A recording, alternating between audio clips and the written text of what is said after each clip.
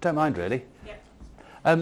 So, I'm Matt, and you think I'm going to talk to you this afternoon, but actually I'm not. I'm going to get you guys to do most of the work.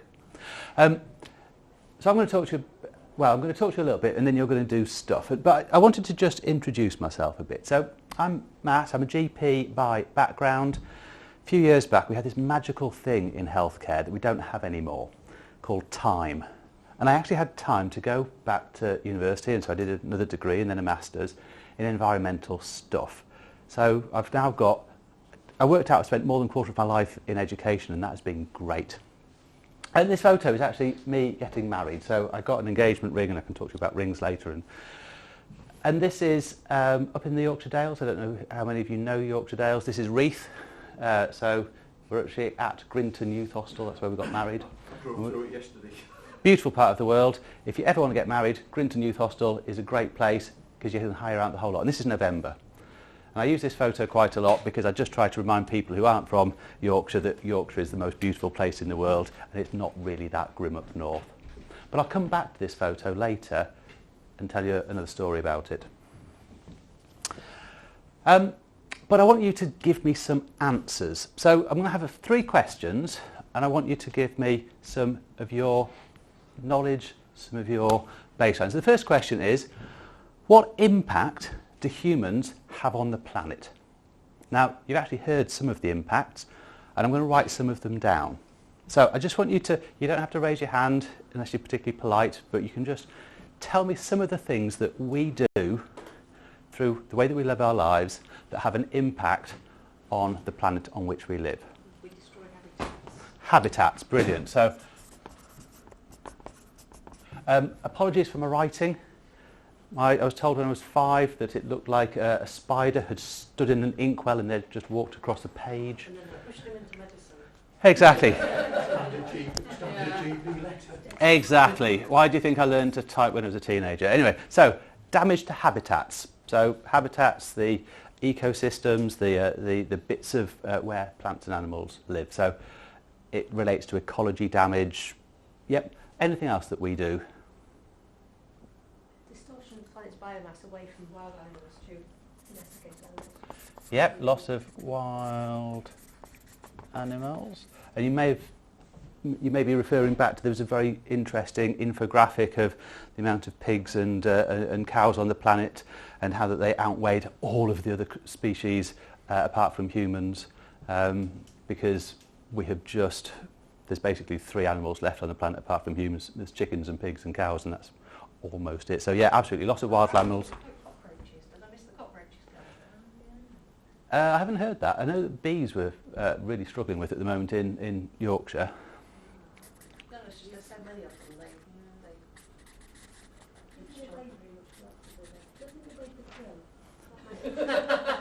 We might get the answer to that later. But what does domesticated animals, what impact do they have on the planet? What sort of things do they produce as well? Yep, so we've got some gases.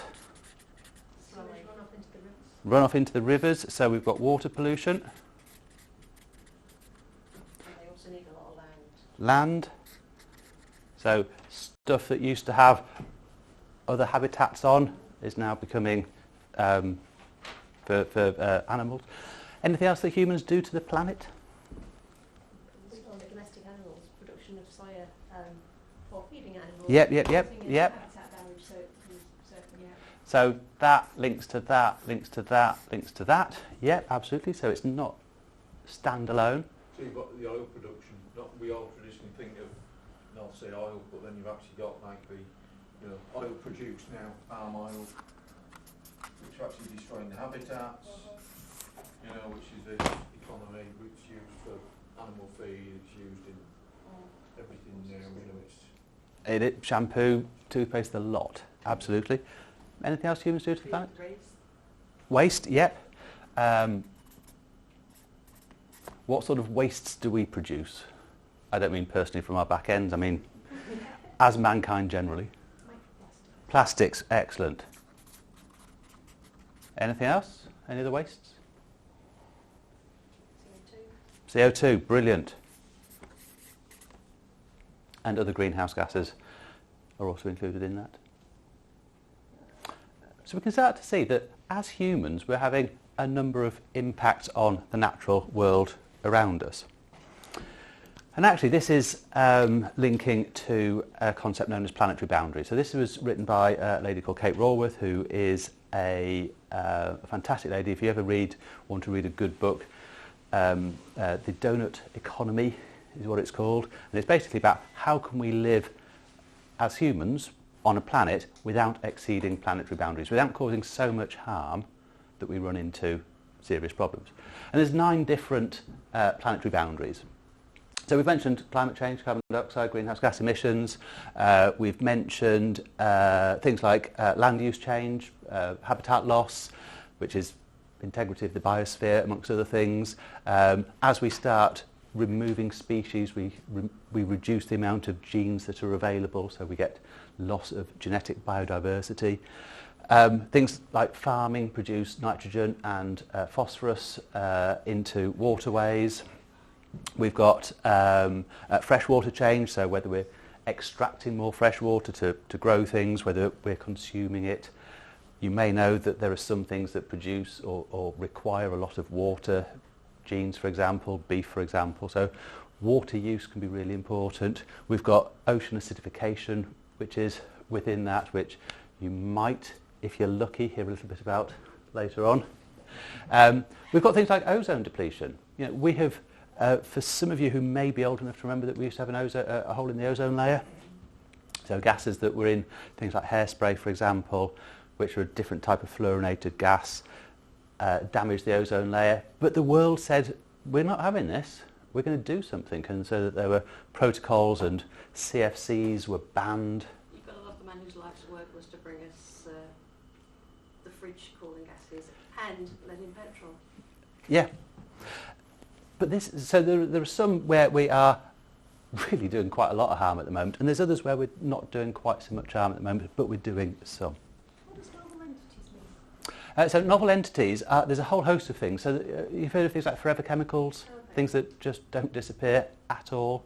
There's a whole host of things that are within that. And if you wanted to know some of the more precise details, this is how these things start to be measured. So we can start to say, how do we measure climate change? How do we measure greenhouse gases as a single unit? Well, we measure it as the amount of carbon dioxide equivalent. And so actually for each of these different areas of harm or pollutants or impact that we're having, there is a way that we can measure them. So when we start saying this produces this much greenhouse gas, we've got a method to do that. But we can also say, what's the impact on marine life or freshwater life? So we start being able to put together all of these different impacts, and we can start to see the impact that they have on the natural living world. So some of them are very human specific. Some of them are looking at ecosystems and the damage being done not to humans but to freshwater or terrestrial or marine species, and some is looking at resource availability. So it's not just oil, but it's copper, it's lithium, it's aluminium, it's all of the other things that we use and consume. And of course, we live on a planet where we can't make any more stuff. You can't make more iron. We've either got it or we haven't. Don't make new. So it's knowing how much of this is being consumed. So there's a whole host of different impacts that we have as humans on the planet. So the next question, what impacts does the planet have on us? How does the planet, or the things that we're doing to the planet, what are the impacts on humans? Increased heat. Yep. So we've got increased heat, and impact on humans is?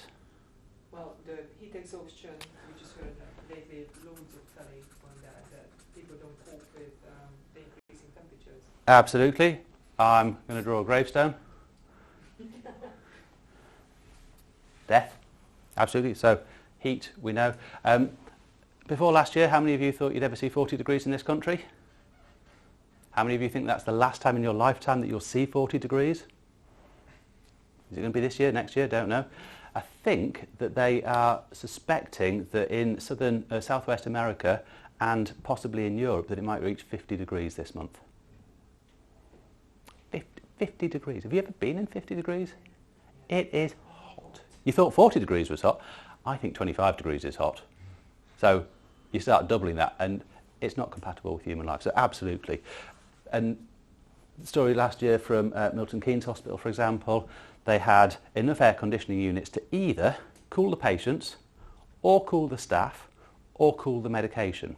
What about the IT systems? Who's calling that with those? Well, that's one of the problems as well. I mean, there were places that were shutting down as a result. Had issues with that, haven't they? Yes. Milton Keynes said we're going to put it on the patients. Oh, I thought they were going to put it on the medication.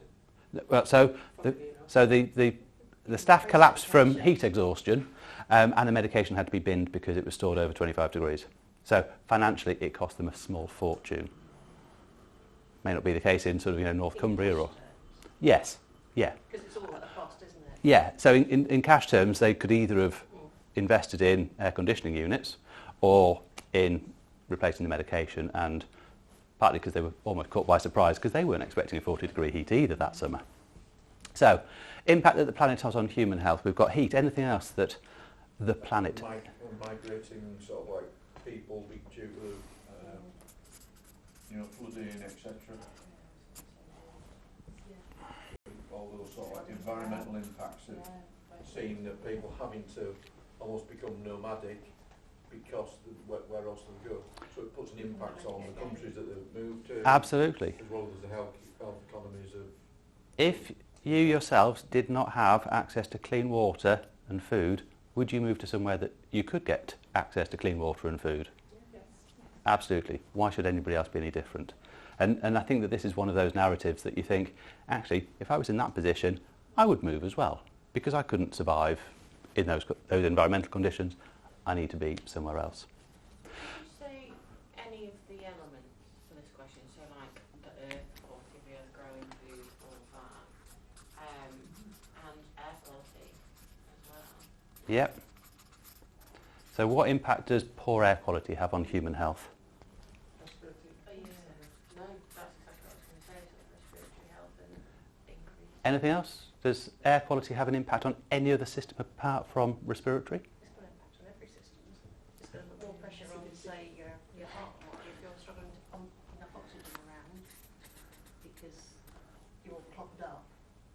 You could say I'm not medically qualified. That's okay. No, this is all good. Air quality, say again? Brain, absolutely. I live over in Bedale, and we have white, older county councillors. Poor air quality causes an increase in early onset dementia in white, slightly older men. It also causes low birth weights, it causes poor educational attainment in teenagers. But if you're a white 70-year-old counsellor, you're not interested in any of that, but you are interested in early onset dementia that affects 70-year-old white men. So when I'm talking to people, when I communicate about what air quality does, you choose the audience. So if I'm talking to a school, you talk about educational attainment because that's the thing that they're interested in. I don't talk to them about early onset dementia. 15-year-old boys do not care about early onset dementia. They care about their GCSE results far more. So it's knowing that actually air quality affects all ages. It increases the risk of cataracts, it increases the risk of anxiety and depression, it increases the risk of Parkinson's disease, it increases the risk of heart attacks. It's multi-system. It reduces your ability to exercise outside. Absolutely. Things like water, lack of water. Well, you can think of water in two ways, either not enough or too much. So droughts, we know, affect kidney function, affect dehydration, for example. Too much. Has anybody ever been flooded? How does it make you feel? So, yeah. Say again? I Live in York. So every year. Yeah, It's horrendous. absolutely. It's just complete. Even though York's used to it now, whenever it happens, it's just the whole city just stops and everyone's like, oh well, can't go out, can't go to the shops, can't even go home because of the water. Could you access healthcare? Can you access your pharmacy? Can you access the hospital? No. The photo that I showed you at the very beginning and this is why I was going to come back to it. For those of you who don't know this neck of the woods, this is Grinton. We're looking down onto Reeth. Down the bottom of this hill here is a pub called the Bridge. It's called the Bridge because it's on a bridge over a river, and that was washed away about 5 months after this photo was taken, so in the following spring. And it was out of action for probably the best part of a year. And it meant that people couldn't access their GP surgery, they couldn't access the pharmacy, ambulances couldn't get through. So actually the impact on a person who was wanting to have healthcare delivered to them or needed some services is that it wasn't there. So this is why it's important, because it's going to affect what we do and how we do it. You may have seen a diagram previously which is called the three-legged model of sustainability, and it's basically got 3 circles. I do apologise for using so much paper. Have people seen this diagram before, where you've got social, economic and environmental, and they say that sustainability is this bit here in the middle, where you're looking after the people and the economy and the environment. That's been superseded. This is now thought to be a bit nonsense, really, so do not use this diagram. Use this one. So this is what's known as a nested model. So everything that we do that affects planetary health affects the health of everything that lives on the planet, whether it be wild animals, domesticated animals, humans. And that affects what happens to global health and population health. And that affects what happens to individuals. So if we mess all of this up, then all of this gets messed up, and then all of this, and then all of this, and then all of this. We can't escape it. So if we don't look after the planetary health, actually everything that lives upon the planet is going to suffer and struggle. And so it's very much that what we do at a global scale affects what happens to humans and healthcare and how it's delivered, and diseases and illnesses as a result. So try not to use the three-legged model of sustainability. It's been superseded by a nested model. I think you get the slides. Yep. So I mean, you can take notes if you want. That's absolutely fine. What do you mean by One Health? So this is the health of every other species on the planet. So it's the species of all plants, all animals, whether it be domesticated, whether it be wild, whether it be trees. So it's all other life, apart from the humans, the population, and or the communities, and then the human health is within global health, and then this is everything else within it. And then planetary health includes, water systems, carbon dioxide, carbon cycles, that sort of thing. What's the differentiation between global health and public health? So public health is really location based, so it's like UK, as opposed to global health, which is any human that lives anywhere on the planet. So you'd actually have lots of public health circles within that for different countries or for different regions. This is a slightly simplified diagrammatic version of that. So actually we can start to see that there are multiple impacts that the planets can have on us. So we've mentioned some of these. We've mentioned heat waves, for example, which cause a whole host of things, not just cardiovascular diseases, droughts which affect chronic kidney disease, for example. We know that things like cholera and waterborne illnesses. Hands up here, anybody who's seen patients who've had malaria?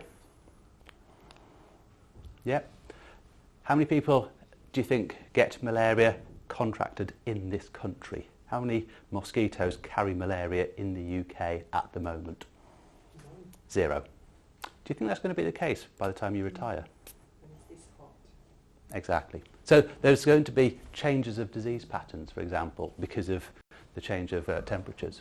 Wildfires. So Saddleworth Moor fire, sort of between here and Manchester, it was actually hundreds of thousands of people ended up with more respiratory problems for at the time where the fire was, because of the impact on air quality. So GP practices had a lot more people turning up, unsurprisingly, with coughs because of air quality. So actually we've got a whole host of different things. We've got things like the forced migration, which was mentioned, mental health impacts of flooding, for example, disruption of supply, so if you can't get stuff places. So actually we can see that the impact that the planet has on humans and on human health and on the healthcare that we provide can be really quite profound. So final question for now. I will get you to do some more questions a bit later, but for now, what impact does the delivery of healthcare have on the planet? And actually Sam has mentioned some of these. So what sort of things do we do in healthcare that contributes to the impact that we have? Single-use plastics. Oh, single-use plastics, yep. Transportation of patients. And stuff. And equipment.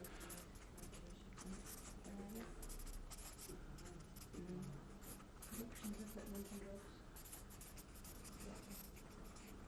Use of greenhouse gases in settings. We energy, we use a lot of energy. And we create a lot of waste, insane amount of waste. So we can, even within, 30 seconds, we're starting to think about some of the impacts that we are having. And absolutely, we could go into a huge amount of detail looking at lots of different aspects and elements of this. So whether it be manufacturing, so pharmaceutical pollution, for example, what happens to all of those pills after they pass through your body? They're renally excreted. If they come out in your pee, where are they going next? Absolutely. Who was the endocrinologist here? Me. So endocrine disruption from not just plastics but pharmaceuticals and all sorts of other things. Where does the C start? No answers, Richard. I know you know the answer to this one. In the Yes. cloud? Say again? In the cloud? Okay, yeah, yes. That's the main time we At the plug hole. So what goes into the plug hole? Are you mentioning going down to the sewage works, Richard? Yes, I do. Okay, I Feel won't. free. No, I wasn't going to steal your thunder, you see. Oh, no. So there's a whole host of different impacts that we can start to look at when you start to map out. And you could do this for your particular service, your organisation, your department, and start thinking, actually, what would our diagram look like? So if we mapped out the things that are coming in, the things that are going out, the things that are coming in, where are they made, how are they made, where are we sourcing them from, how many times are we using it before it's leaving us.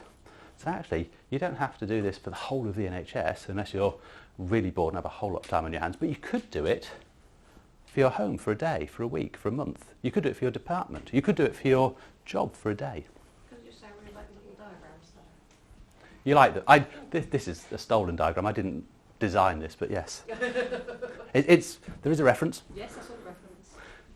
and you can have a look later. And this is a diagram which I think Sam put up. This is the carbon footprint. So this is just the greenhouse gas elements of the NHS. And I think that Sam talked about the NHS carbon footprint, the bit that's under our control, the things that we are directly responsible for, and the NHS carbon footprint plus, which is everything else that we are indirectly able to influence, but we don't have direct control over. We control how much fossil fuel we burn at home, on site. It's up to us. We turn the gas boiler on or off. We either release the emissions or we don't. We choose where we buy the electricity from. It's under our control, whether us as an individual or our department or our trust, for example. We decide how many metered dose inhalers are prescribed. That's up to clinicians that are doing the prescribing. We decide how much waste we produce or how it's disposed of. And then there's other things that are in that supply chain. So we buy the medicines, but we don't have control over how they're made. So the NHS and healthcare generally have a whole host of different impacts. Now, are any of you old enough to remember Bruce Forsyth? Are any of you not old enough and don't know who I'm talking about? You know who it is? Yeah. So, Bruce Forsyth is somebody who's now dead. Not because of environmental impact. He did get quite old. And he's probably most famous for Strictly Come Dancing. He was on that for 10, 20 years maybe. I think he was on that, wasn't he? Yeah. Before that, he played a game called play your cards right. And we're going to play a version of it. Let's see recycling. Good work. Yeah, exactly. I'm not sure if legally I'm allowed to play your cards right, so I've made my own game. And basically, it's a game of higher or lower. So all you've got to do is tell me whether you think the next card is higher or lower than the first one. So I'll give you the first one for free, and I'm going to stick it to the bottom of here with blue tack and not get told off. So we've already heard that the carbon footprint of the whole of the NHS is quite large and is 25 million tonnes a year. So I'm going to stick that as our starting card.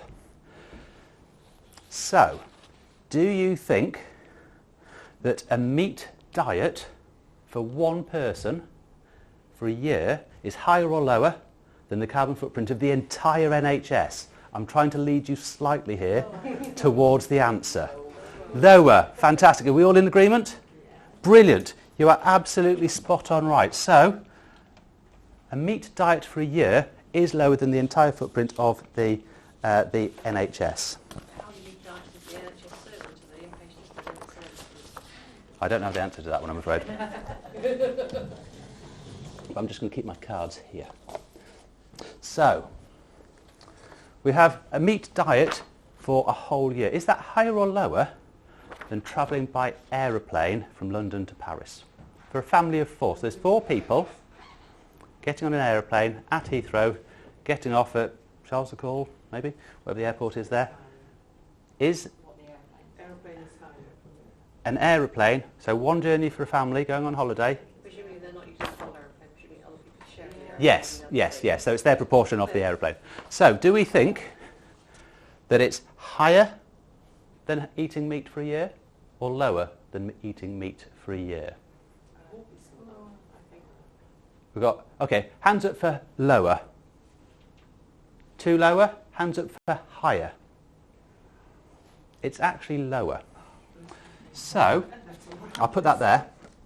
So, meat diet for a year is about 2.5 tonnes of greenhouse gas emissions. So if you eat meat, 100 grams of meat a day on average over a year, you emit through what you've eaten 2.5 tonnes of emissions. Flying to Paris is about 440 kilos. So we've gone from 2,600 kilos to 440. So it's about a quarter, a fifth, a sixth. The whole family? Yeah, well, a family of 4. Are you feeding the whole family or is that just for one person?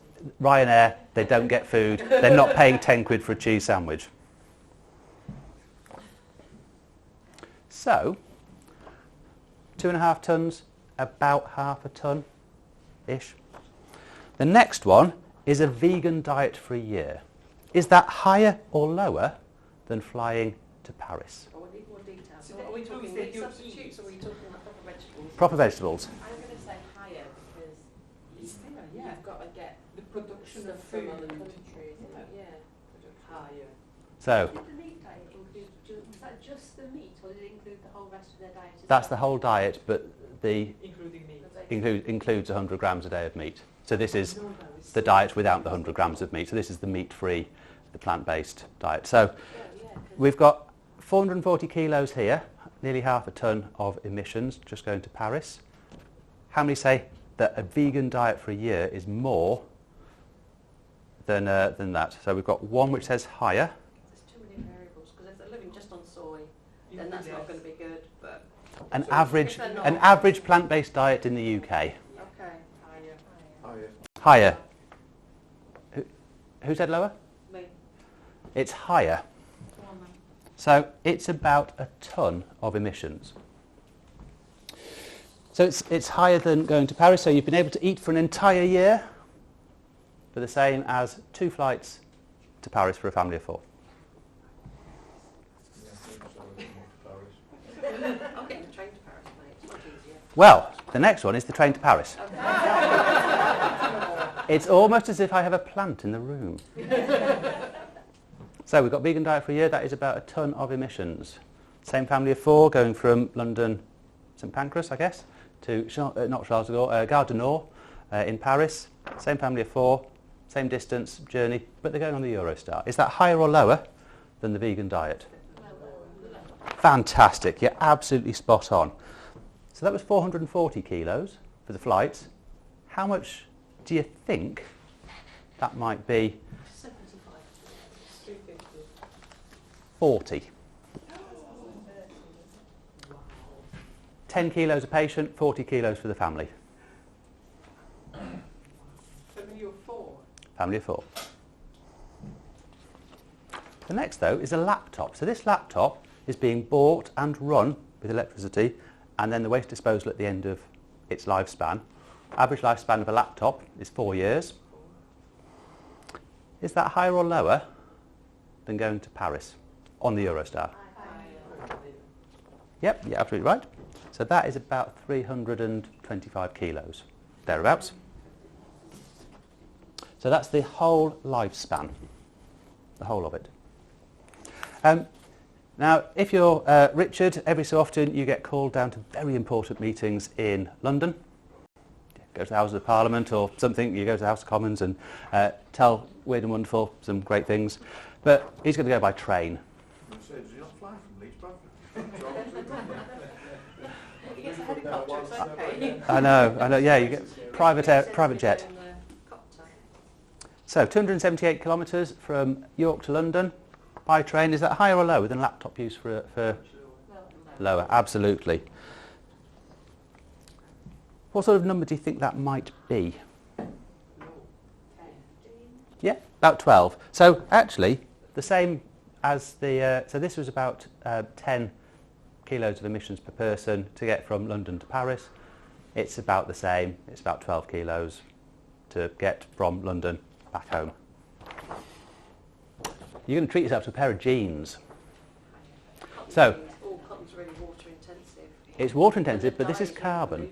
Yeah, I know. So you could think of this as jeans or a tunic, you know, scrubs, for example, or staff uniform.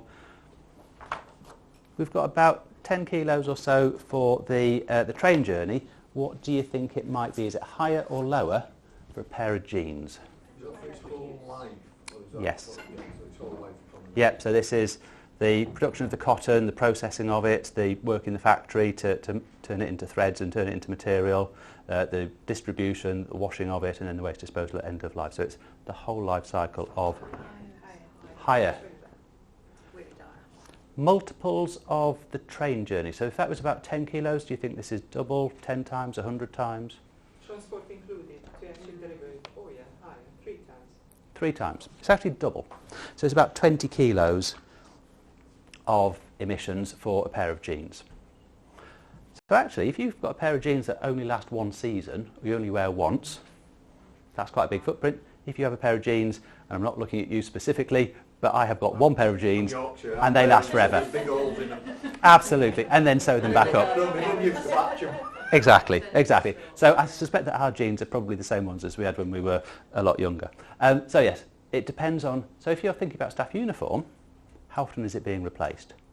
Yearly. Exactly. So I've been to places where they get new staff uniforms in primary care every single year. Well, actually, could that uniform have lasted 2 years? Are staff uniforms so fashionable that you need the latest colours? Make it last. So, that was 20 kilos of emissions. But we're now going to think about that same journey to London, but we're going to do it by car. Higher than the jeans? Higher or lower? Is travel by car from York to London more or less than 20 kilos of emissions for the jeans? Is your car electric? Petrol car. Must be high. Medium size. Medium size petrol car. 330 kilometres from York Station to King's Cross.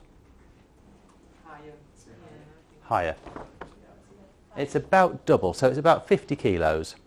So one journey on the by car is about 50 kilos from here to London.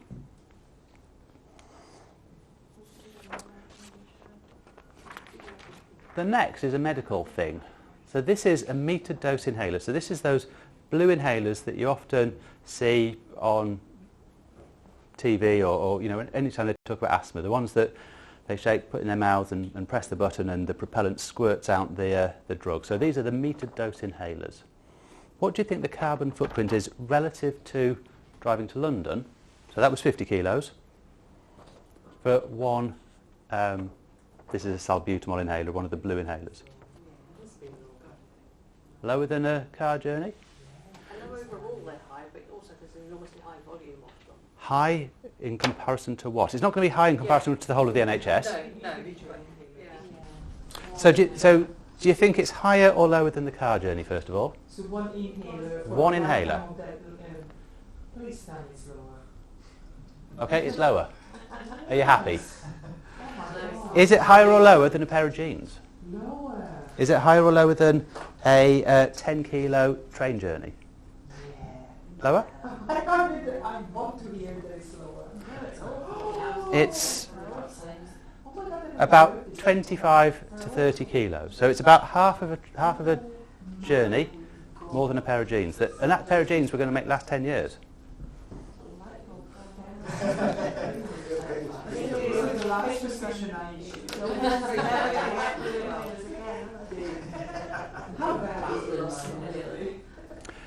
What about driving for 3 miles?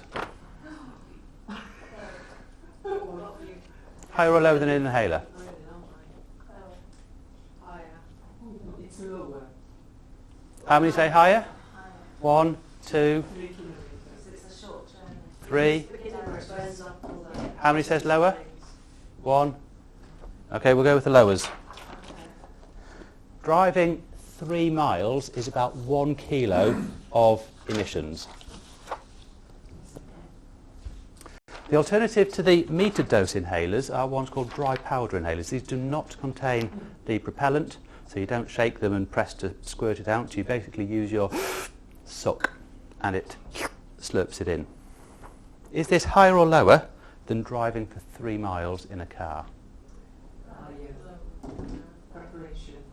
It's made of rope. Yeah. And it's containing plastic. So, how many are saying higher? 1, 2, 3. How many are saying lower? 1, 2, 3. Final vote? Lower. Lower. You're absolutely right. That's about half a kilo. Oh my God. That is so wrong. What about couch roll? So the stuff that the roll of tissue that you put on the bed to let the patient lie on. 1 roll of couch roll, is that higher or lower than a dry powder inhaler?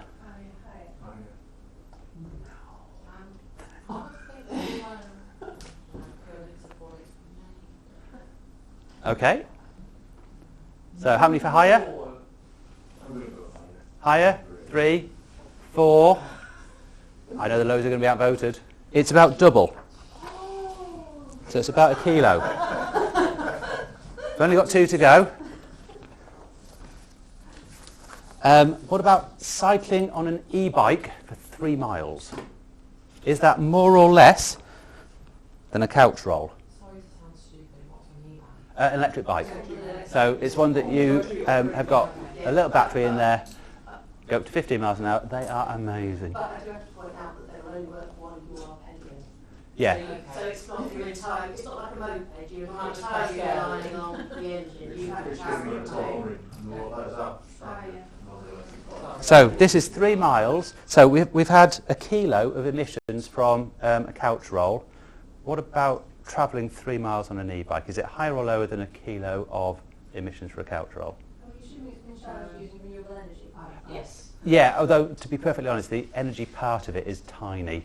It's actually the build of the bike that's... So it means batteries. Yeah. So it's higher. It's Because of the lower. focus of the lithium and everything else that's acting in. I don't know. It's Good lower. option. It's We're talking carbon now. Yeah, we're talking carbon. A 3-mile journey is 1 kilogram. That's going to be less. It is. It's going to be less. It's actually... So that's about 1,000 grams. This is about 150 grams. And an email. Is sending an email, 1 single email, higher or lower? You do this many, many times a day, I am sure. How many people Good question. Well, it's that email that actually the doctor sent to all of the NHS when you work on the down fucking night. It was just like crazy. I know.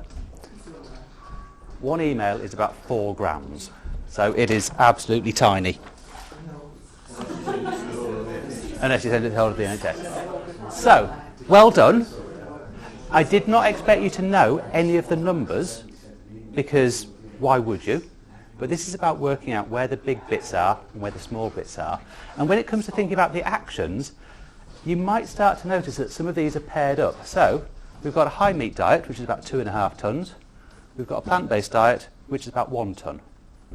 So if you wanted to do something in your workplace or at home, that is a swap. You're still eating stuff, you're still filling your belly, it's just that you're doing it in a less environmentally impactful way. Oh, it is delicious. I can get you some great recipes. We've got... Yeah, we eat stuff. We're travelling to King's Cross, and we can either do it by car or we can do it by rail.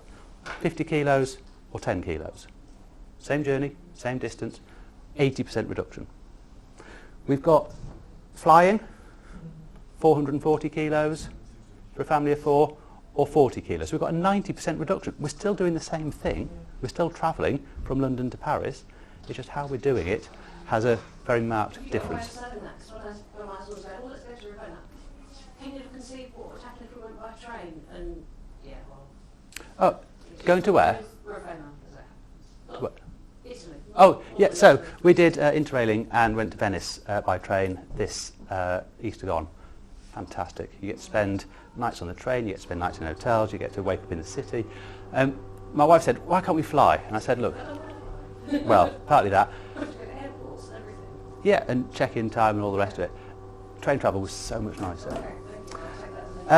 Things like inhalers. So we've got 25 to 30 kilos. We've got half a kilo. Same drug, same disease being treated. 2 different methods. One is far less impactful than the other. So when we start thinking about pledges that we might want to make or things that we want to think of, these are the sorts of swaps that we can start to consider. So I'm a GP by background, and I'm particularly interested in the carbon footprint of general practice and of individual surgeries. And this is the rough breakdown of the emissions so that I start to know where the actions are that we could take in general practice to make a difference. About 60-65% is from clinical emissions, of which inhalers is a big proportion because there's so many of these guys being prescribed. And about 40% or so is from non-clinical, the running of the building, the energy, the travel, the goods and services that we buy. So we can start to see, actually, well, that's quite a big area, that is. This gets divided up into thirds as well, so about a third of it is energy, about a third of it is travel, and about a third of it is goods and services. So about 13% is of the whole triangle, of the whole pie, is inhalers, about 13% is energy, about 13% travel, and about 13% goods and services. So these 4 areas are all about the same in terms of overall impact. And if we broke, and this is basically a breakdown, so again, if we're starting to think of what actions, what can I do in my day, in my department, in my organisation, do I know where the most impactful things are? So gas and electric use, is there a way that I can reduce gas use by 10, 20, 30%? Yep, practices have done that. Can I reduce electricity use by 10, 20, 30%? Yep, practices have done that. Can I change the way that people travel? And actually, all of you travelled here today, and I'm going to talk a bit more about travel in a moment. Ooh, don't know how that happened. Oh!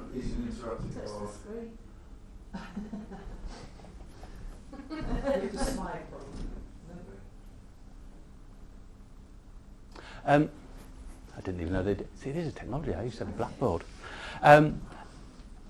If I'm looking at reusable rather than single use, what's that going to have in terms of impact both financially and environmentally?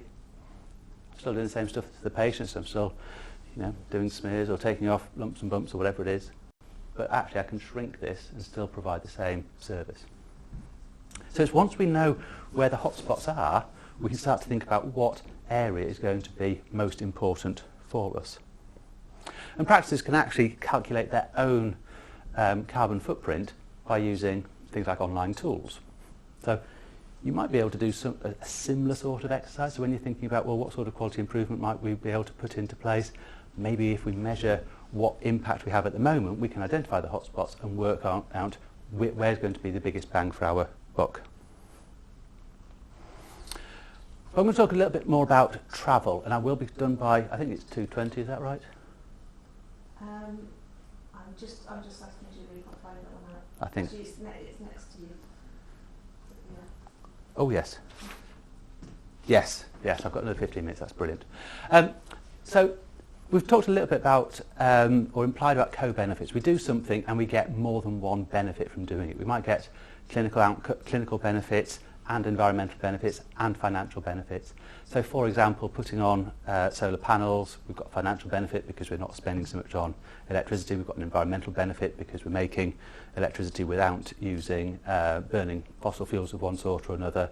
We've got some patient benefits because we're not having that pollution from how the electricity is made, for example. So we've got multiple benefits. There's also a co-harms. So this is, we do an action and we get more than one harm as a result. So this chart here is from Mike Berners-Lee, who you may know. His brother Tim Berners-Lee invented the internet.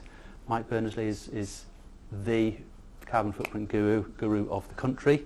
And he produced this chart from There's No Planet B, a book of his. And this is the amount of life lost for travelling 1 mile. So here we've got an electric car driving around the countryside. For each mile travelled, because of pollution from tyres, the way that the car was made, it takes away on average 14 seconds of life. So an electric car in the countryside causes a bit of harm to human health. This one is a diesel car driving across a town or a city. 12 minutes of life is lost from the population because of the pollutants that that car is producing and the impact on air quality. So it means that if this vehicle does a 5-mile round trip, they've driven 2.5 miles to the supermarket or 2.5 miles to the GP practice or to drop the kids at school and back home again, 5-mile round trip is 1 hour of life being lost for that one journey. So suddenly we start thinking that this isn't just about carbon dioxide in terms of environmental impact, but there's human health impacts as well. And you start thinking, well, actually, how many diesel cars are there on the road? How many miles are diesel cars doing? How much life is being lost because of the way that we collectively as society travel, how we transport goods, for example. This is based upon an average diesel car. Lorries and vans and things obviously have got more of an impact. So we did some work with a practice and we added up how far they cumulatively travelled each year. So if one person travelled 5 miles a day and did it 5 days a week, that was 25 miles, and if somebody else did 2 miles a day and somebody else did 10 miles a day, and I think that Sam, you said that on average people are travelling 11 miles a day. So we can start adding up the cumulative staff travel, and we can work out the amount of greenhouse gases that are being emitted, the amount of carbon dioxide equivalent. But we can also work out the impact on human life. So the staff at this one practice travelled 250,000 miles or so each year to and from work, 46 tonnes of greenhouse gas emissions, but also about 5.25 days of life that was being taken away for this one practice. 6,500 or so GP practices in the country. This isn't a typical practice, but it just starts to say, if we multiply this up just for general practice, let alone dentists, opticians, pharmacies, hospitals, A&E, social workers, all of the other bits that are included, this is just for one practice, just for the staff travel.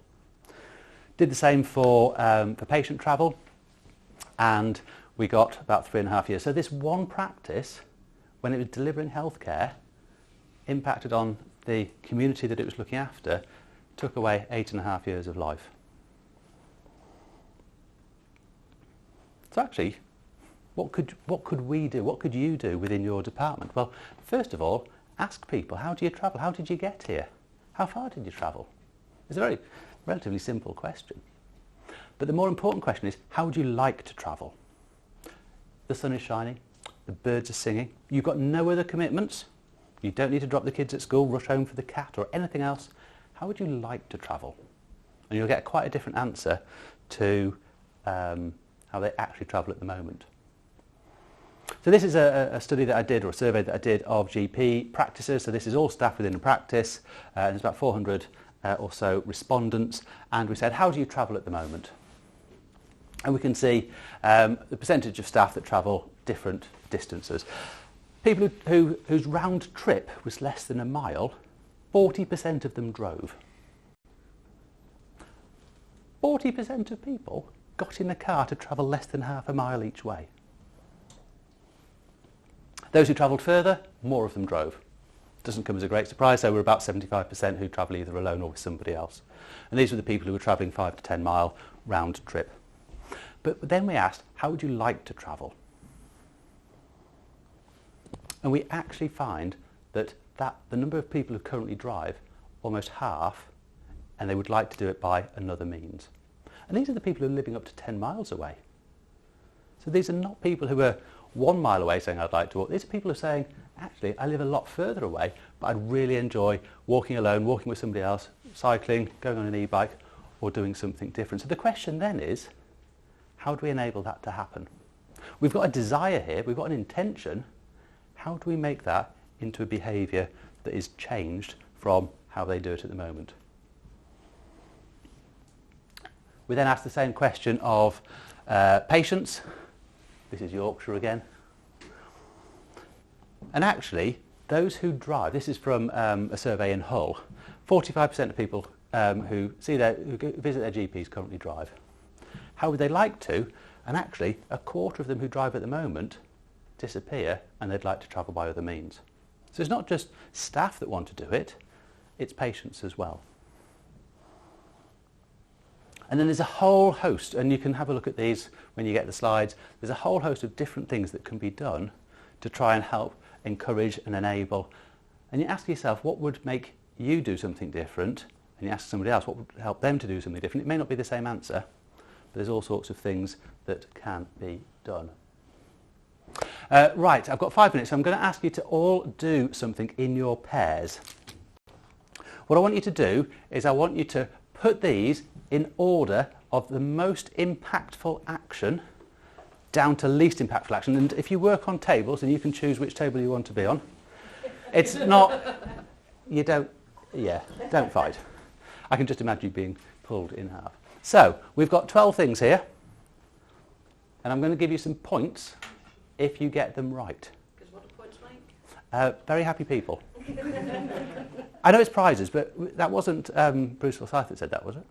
Yeah, it Was it? Yeah. I couldn't remember. Lowther, what's the other one? Leslie Crowder. Leslie Crowther, that's the one, wasn't it? Anyway, I can't remember. This is old age, you see. So, write down between the two of you, between the two of you, between the two of you, and you get to choose wherever you want to be. You can do it on your own if you want. What's the most important one on here? All the way down to what's the least important. I'll give you a few minutes to do this, and then I'll give you the answers. So what is BEV? Oh, sorry, battery electric vehicle. So it's a full battery electric vehicle rather than a hybrid or a plug-in. Good question.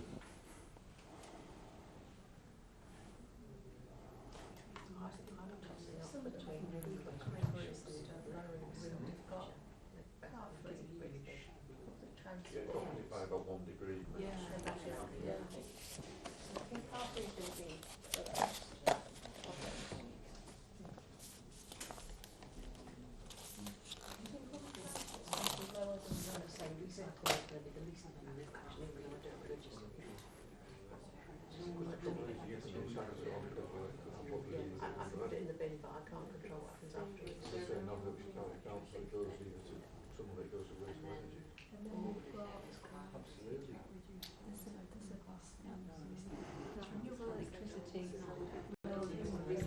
You'd already get all of these, I would imagine. Well, you'd be surprised. I know, waste of energy.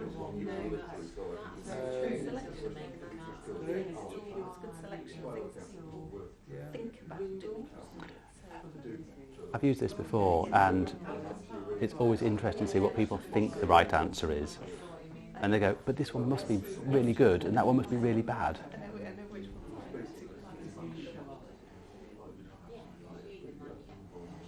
I might be over by a minute or two, if that's okay. Yeah, it's, I think the break next. Oh, is it?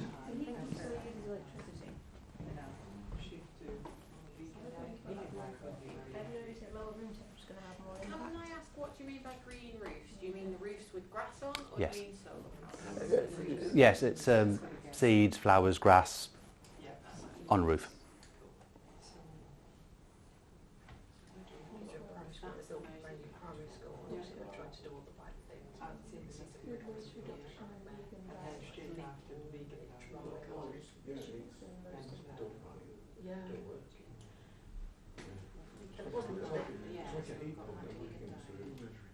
Food waste reduction, because if you don't throw food out, But is that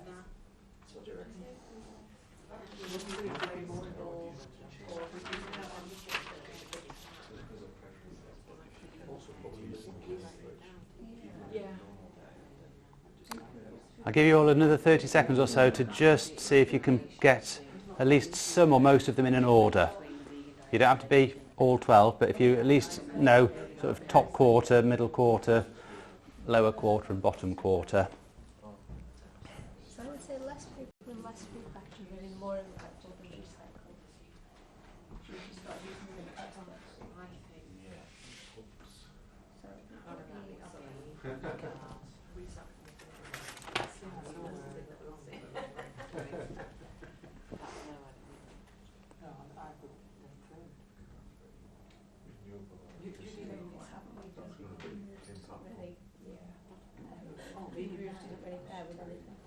so I thought this is like It's Air source, battery electric vehicle. are basically used as the outdoor temperature to reduce heat that don't so have to water.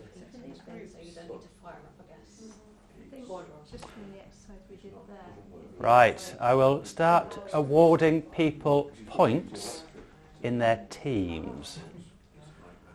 So, it is going to be 3 points if you get the right thing at the right number on the list of 12. So you're going to get 3 points for perfect. You'll get 2 points if you've said third and it was only one off, so it might have been fourth or second. So you get a couple of points. And then if you're nearly right, you'll get 1 point. So, top of the list is live car free. So that's okay? that's number 3. Okay, so you'll get a point. So living car free is the most impactful thing you can do out of the list on here in terms of your environmental impact, your carbon footprint. Number 2, switching to a battery car. So if you said second, you get 3 points. If you said first or third, you get 2 points. If you said fourth, you get 1 point. Shifting to renewable electricity is next. So that is third. Yep, so you get 2 points. Then shifting to public transport. Next most impactful thing. Vegan diet is next in terms of tonnes of emissions. Heat pump is next, so that's 6th on the list. Food waste reduction is 7th. Food packaging, reducing food packaging is next. Then lowering room temperature, having a green roof, recycling and using less paper. So using less paper is the least impactful of these 12. How many people have got a policy in their workplace that says reduce the amount of paper that they use? How many people actually do it? So we'll have to use the whole grey stuff. Yeah. And double print, double-sided. Yeah, let's do that. Yeah, let's not do colour. Yeah, we have I hope you didn't get that on camera. Don't stop doing it, but don't think it's going to make a big, big difference because there's other things that are far, far, far more impactful. So, how did you find that? Do you think you did okay at that? Do you think your perceptions were reasonably good? Do you think that you were being... We get told that recycling is the answer. Whatever we do, we need to recycle it. Recycling is the sort of thing in front of us that we can do. It is. So do it, but don't think it's going to be the thing that makes the big difference. Who do you think tells us to recycle? Coca-Cola, Nestlé's, Sainsbury's, Tesco's? Biggest users of plastic bottles. The people who make it want us to keep doing it. Oh, it's not our responsibility, it's yours. You need to recycle more. That's why we're in trouble, because you're not recycling enough. No, it's because you're making 1 billion bottles. I used to take the bottles back to the chip shop. Yeah. 10p back, yeah. Yeah, and that still happens. Go to Europe, that still happens. And we were amazed. We said, can we bring this bottle back? And they said, yeah, we'll give you some money for it. Brilliant. And this is the paper that this is from. And actually, this is really useful because it helps to challenge perceptions. So you can't see any of this, I appreciate, but it gives us an idea of how impactful all of these different actions are. And actually what the paper does, and I'm not going to go into it right now, is that it breaks it up by different topics. So these are all of the transport options. So if you said, I just want to look at transport in my organisation or in my life or in my family's life, these are the things that you can do in that order. So when they're talking about, say, the cooking thing, they're not talking about switching your Arga to a regular cooker. They're talking about switching from having a dung fuel thing to something that's a stove that uses the heat more efficiently. Yeah, so even things like, Ninjas that have come along, the air fryers that are much more, because they're much smaller, more better insulated. So if you wanted to know what the most impactful actions are and the least impactful actions, this is the paper to go to. And there we have got less paper at the bottom. Great. What's left, CV? I can't remember off the top of my head. I'll have to go back to the paper and have a look. Sorry, And these people are actually from Leeds University, if you ever need to speak to them. So John Barrett does a lot of the greenhouse gas conversion factors, and Dan is another of the researchers. But it suddenly means that we can start talking to friends and family. We can start saying, when we are going to be making our own pledge tree, which is what this is going to be, we can start putting down the pledges that we're going to do. I'm a bit concerned that you've got fish to go on the tree. Well, this is a beautiful hybrid tree because it's part coral. It's coral. Okay. It's a half coral, Okay, half that's tree. why. Yeah. All the high impact things on there are things that are likely to cost more money. How much does it cost to go car free? How much does your car cost? How much did your lessons It costs cost? enough to move to somewhere where you're either close enough to work and live, or somewhere with really good public transport. So it very much depends on where you live. So I used to live in Darlington. Neighbour to the left of me didn't have a car. Neighbour to the right of me didn't have a car. Why would they have a car? You ever speak to somebody in London, granted that we will frighten them because we talk and Londoners don't, but you say to them, have you got a car? And they go, what would I have a car for? So it very much does depend on where you live and where you're travelling I did look to. at coming by train today, but the train that left Scunthorpe, which is 10 miles away from me, even if I set off at 10 to 7, would still only get me here for 9:45. Oh, it's... Would it have cost you more to get the train than it would have to drive here? That wasn't really part of my decision because that's my the trust more. It would cost the Yes, transport, But yeah. it does that's make my point. it does make a difference if you Yeah. choose. So Yeah. I can guarantee that a vegan diet is less expensive than a meat diet. Yeah. If you have access to that kind of food. So But that's the easiest food to access. if you have the shops that sell it, so what I'm saying is if you live in a really rural town, for example, it's probably harder to get access to a wider variety enough to sustain a vegan diet. Well, I live in Beedale and we've got grocers and I just buy everything at the grocers. I mean, I could go to the supermarket, we've got a Co-op and we've got Morrison's and I could buy the same stuff there. And some of it is very much mindset, some of it is, I've never tried this before, I don't know. It is a decision. I've got a friend who's a deer farmer, so he farms venison, and the first time he came over for dinner I cooked him a vegetarian meal. My wife had known his wife for about 20 years and she said, he's not a vegetarian. He eats children for breakfast. He's a carnivore. He eats meat with every meal. And I said, well, this is what I'm cooking him. And he said at the end of it, this was the best meal that he'd ever had, because he'd never been offered it before. I had another neighbour who we used to go and look after because her son lived a long way away, and the son said, "Oh, look, it's lovely." And we said, "Look, we'll take dinner around each night because that's fine, we'll just cook a bit extra."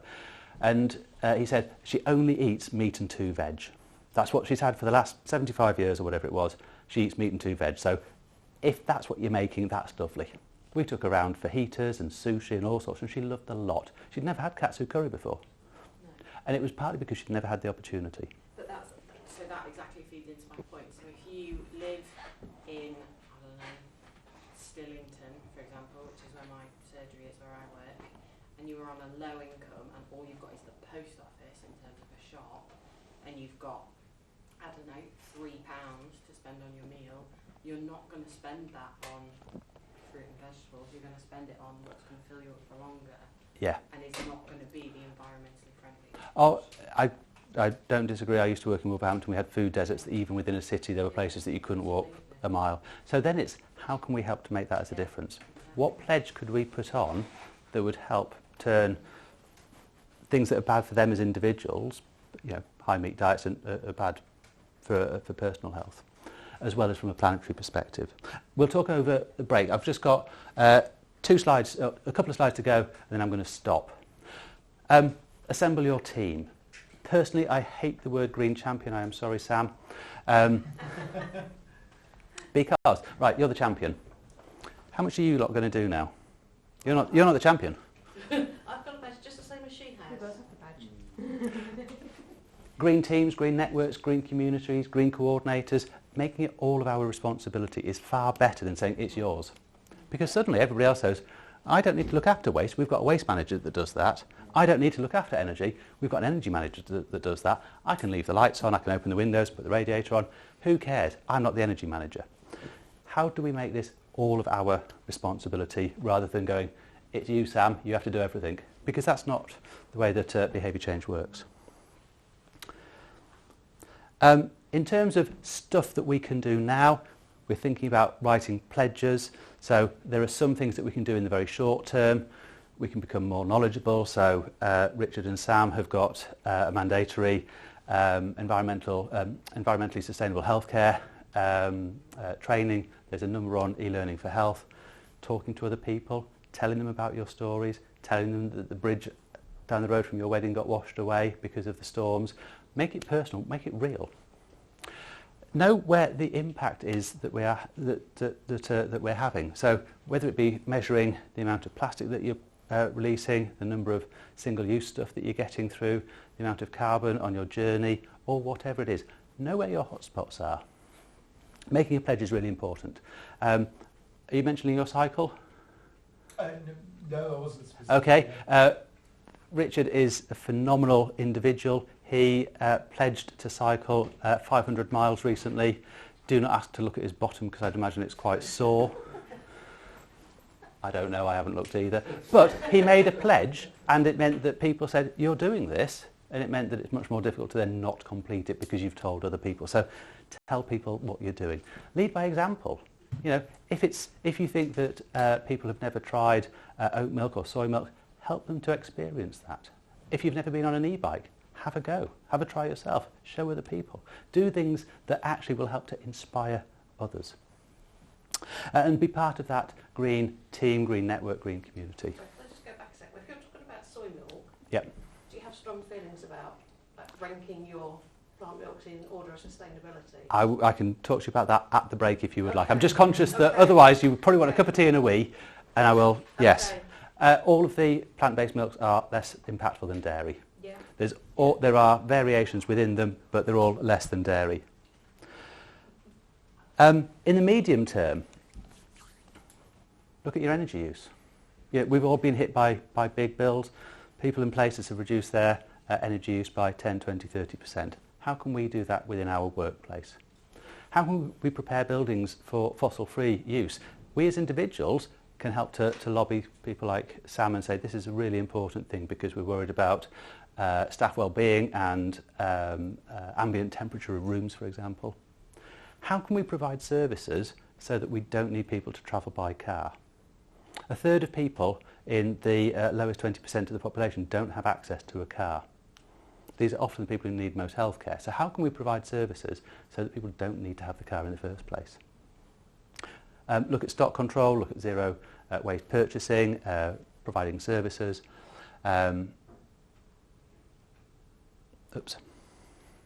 then over the next few years, there's going to be a whole host of things about looking at suppliers who've got the least environmental impact. There's stuff that's going on in the background at the moment. Looking at the progress that you've made. Tell people, you know, I've done these things, we've done these things as a department or an organisation. Share your good news. Share the effort that you've put in. Tell people, because that will inspire them as well. And to meet the NHS carbon reduction targets, we're really looking at an 80% reduction in those that we've got direct impact over by 2032, which is not very far off. And last one, 3 things. If you're going to do any 3 things, make a pledge and tell people. If you tell people that you're going to do it, they will ask you, when's your next session? 7 weeks. There you go. Tell each other your pledge today. You can ask each other in 7 weeks whether you've done it. Find your tribe. Talk to other people that can help inspire and motivate you, and talk to people. Tell them why you're worried and tell them why you take action, because that can make a real difference. And that's it from me. I'm going to stop now because I've eaten into break time and people probably need a wee. Thank you very much.